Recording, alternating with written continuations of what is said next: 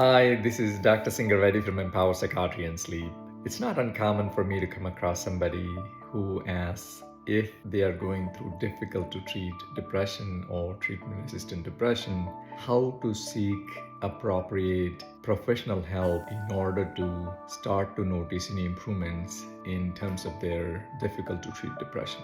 I would suggest start with discussing with your primary care physician or a therapist if you're seeing one. Indicate the frustration that you're going through in terms of how long you've been struggling with it despite whatever treatments you have sought as well as other self-care methods you're doing.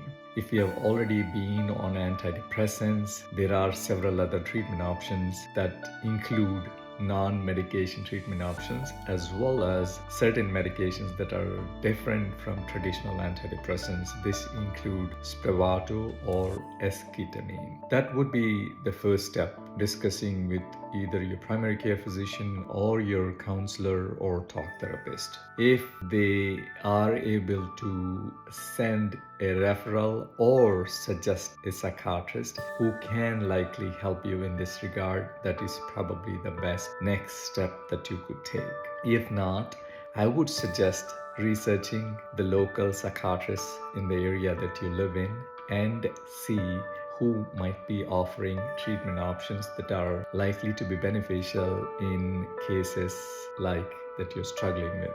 By that I mean in individuals who have been struggling with depression that has not been improving despite you trying more than 2 or 3 medications. For example, there are treatments now that could be likely beneficial in this aspect, and these include number 1, TMS or transcranial magnetic stimulation, number 2, Spravato or esketamine, number 3, there is also a likely more invasive method, otherwise called as ECT or electroconvulsive therapy, which is typically a last resort sort of intervention. Interventions that are probably not the best next step, but could be an option in cases where one doesn't respond with above mentioned treatments.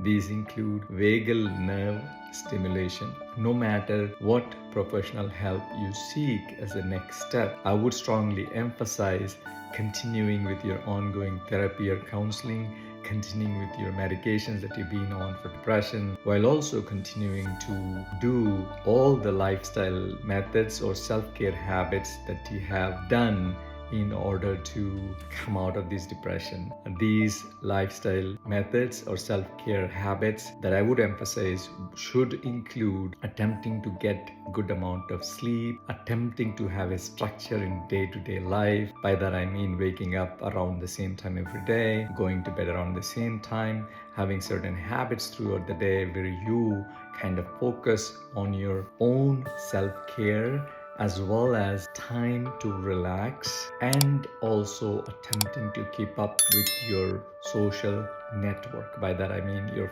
family or friends, keeping in touch with them. Again, thank you very much. This is Dr. Singarvedi from Empower Psychiatry and Sleep.